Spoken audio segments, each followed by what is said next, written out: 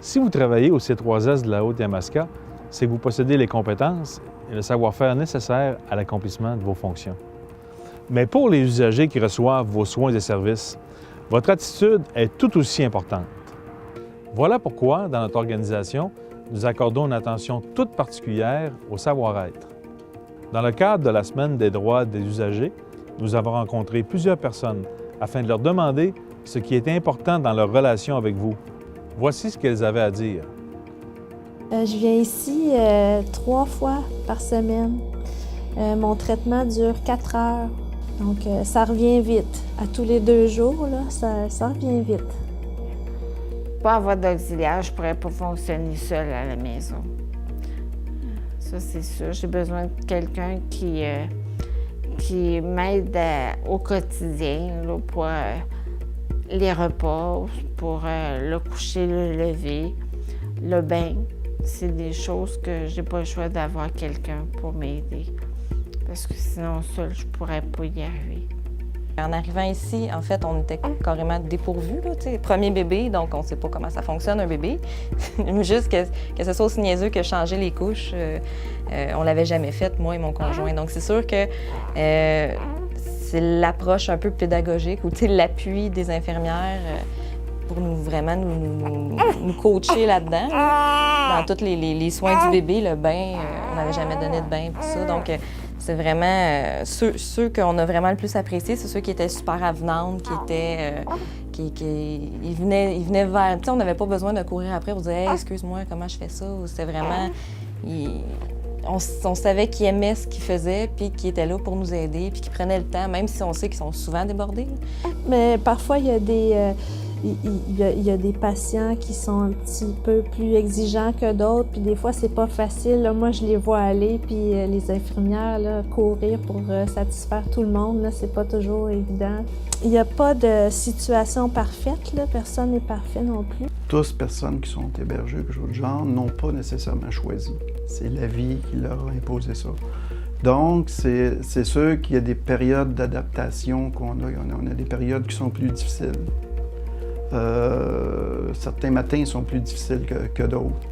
Quand on vient ici, le traitement n'est pas facile, hein, donc c'est long aussi. Fait que aussi, si les infirmières nous accueillent avec de la bonne humeur, de l'entrain, ça passe mieux. Il y a des matins où est-ce qu'on n'a pas le goût de venir, on aurait le goût de rester à la maison, mais on sait qu'on va être accueillis avec du monde de bonne humeur puis qui vont bien s'occuper de nous, là, ça passe mieux. Des trucs qui sont vraiment importants, je dirais des qualifications autres que les qualifications techniques là, du métier pour qu'ils soient vraiment bonnes pour nous. Là, c'est vraiment du fait qu'ils soient attentifs, qu'ils soient de bonne humeur, qu'ils soient à l'écoute de qu'est-ce qu'on ressent ou qu'est-ce qu'on a de besoin. C'est vraiment des choses importantes, là, selon moi. La façon que j'aime être traitée, c'est avec douceur, gentillesse, politesse, c'est sûr. Puis ça me rend heureuse. Ça m'apprend pas beaucoup. C'est vraiment aux premières approches, quand l'infirmière elle arrivait, puis tout de suite, salut, je me présente, c'est moi qui vais être avec toi puis avec ta petite pour la journée. C'est quoi tes attentes, c'est quoi tu as besoin. Vraiment me demander qu'est-ce que j'ai de besoin, puis comment je vois mon séjour, veux pas. Là. Je pense que c'est vraiment important d'être avenant, d'être rassurant. Moi, dans mon cas, je comprends tout ce qui se passe dans ma vie, puis je gère encore plein de choses.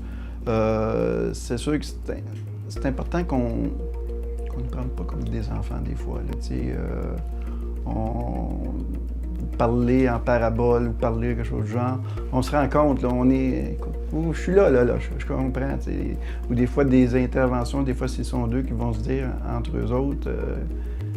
Je comprends ce que vous dites. Puis on le sait qu'on a besoin d'avoir des soins, mais on ne veut pas non plus être juste ça. Elle donne le soin, elle ne sait pas c'est quoi, elle, de se faire retourner de bord pour se faire laver les fesses. Puis quand elle retourne de l'autre côté, de ne pas l'abrier, puis garder un peu une petite gêne, là, d'être capable de garder un peu là, de dignité. C'est avec des gens que tu travailles, c'est pas avec des machines.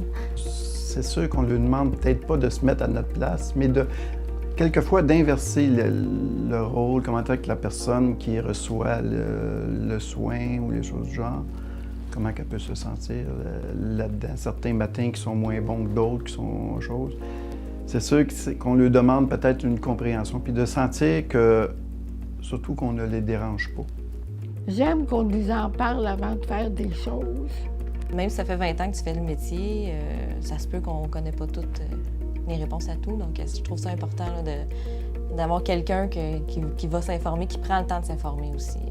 C'est vraiment, il faut qu'il y ait ça dans le sang, il faut que ça soit naturel pour eux autres, il faut que ça vienne, qu'il n'y ait pas à se forcer. Là. Oui, il y en a ici, 2, 3, je veux dire 2, 3, là, qui ont ça là, dans leur visage, une beauté, une tendresse qu'on a de besoin.